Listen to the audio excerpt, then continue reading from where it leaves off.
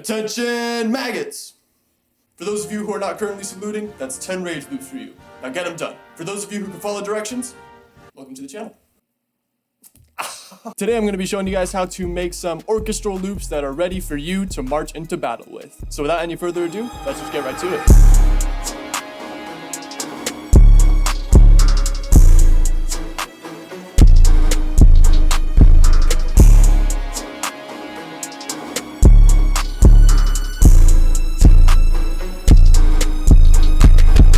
Alright, so the first thing I started with was this bass string from BBC Symphonic Orchestra, which is a great free VST. In order for it to be free though, you do have to be put on a waiting list. I think it's about 30 days, but I think it's well worth the wait. So this is what the first melody sounds like.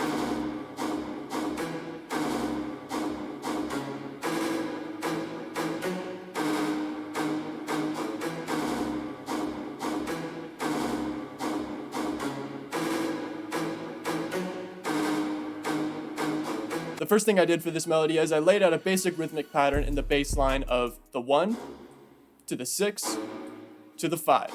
When making these types of beats, I definitely recommend using the minor harmonic scale because that will give you the very dark anthemic sound you're looking for. So here's what the bass line sounds like.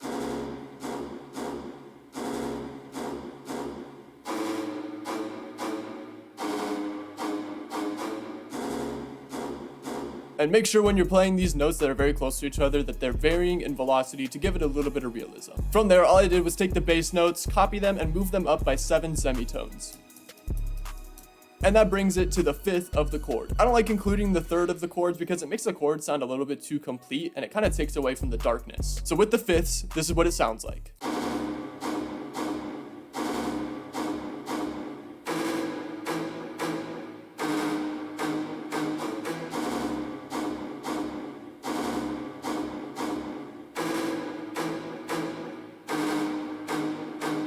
From there, all I did was add some accent notes to give the melody just a little bit more flair.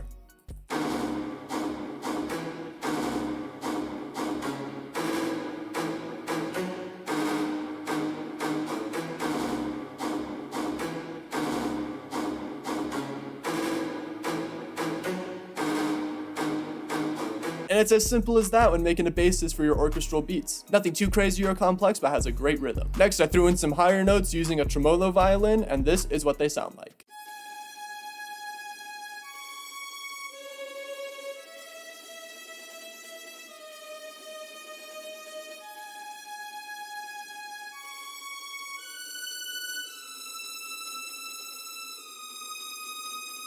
For this, all I did was grab the 5th of the chords that were playing at the moment and added in some transition notes in between. Nothing super complicated there, but it does add a nice melodic aspect to the melody. Next, I threw down these big horns.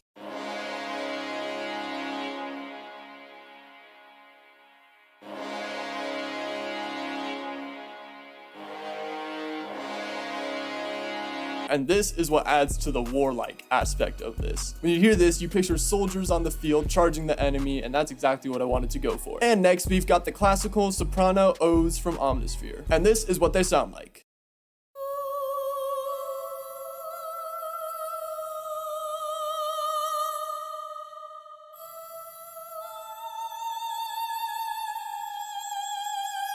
When making counter melodies, a great thing to make use of are tension notes, which are notes that are 1 semitone away from each other in this scale. The transition between these two notes always gives a great super dark vibe. Next, we've got a bass trombone playing to give it some low end when the 808 isn't hitting.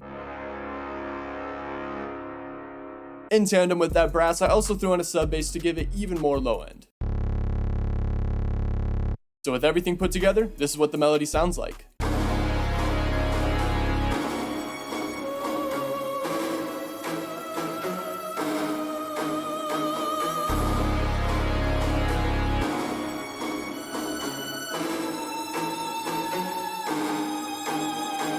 Alright, now that we got the melody out of the way, let's move into the drums. First thing I laid down for the drums is the 808, and all the drum sounds used in this beat can be found in my Hive stash kit, which you can get for free, and the link in the description. So this is what the 808 sounds like.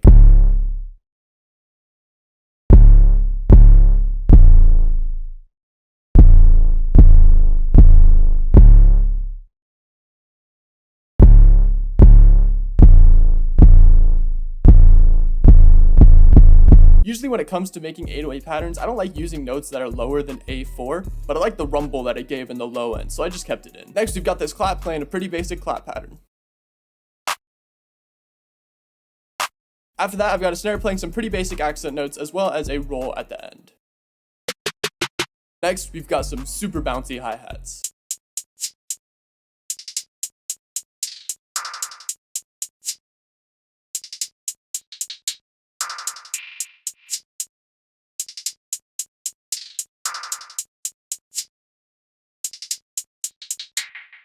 The secret when it comes to making these kind of Pyrex whip type of hi-hats is to use either the 1/6 step or the 1/3 step to create your rolls. I don't know what it is about those, but it makes the hi-hat sound super bouncy and very Pyrex whip-esque. Also, be sure to add some breaks in the hi-hats because the best kind of bounce is dead space. Next, for the final aspect of the drums, I have this open hat playing on the downbeats. So this is what the drums and the melody sound like all together.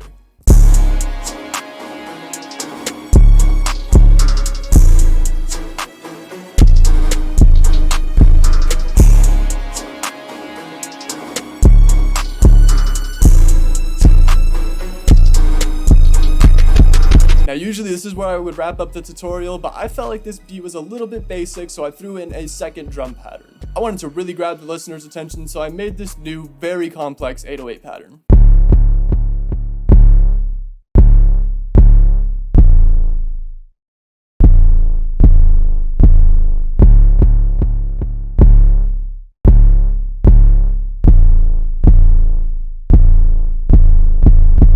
Along with that, I threw in this reverse open hat.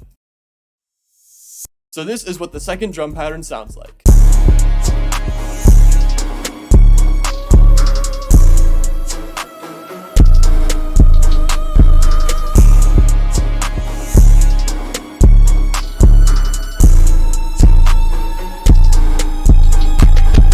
So that's going to pretty much cover how to make a WARLIKE orchestral beat. Hopefully you learned something new today and enjoyed the tutorial. If you have any questions, throw them in the comments down below and I'll do my best to answer them. Other than that, that's going to be it. As you were.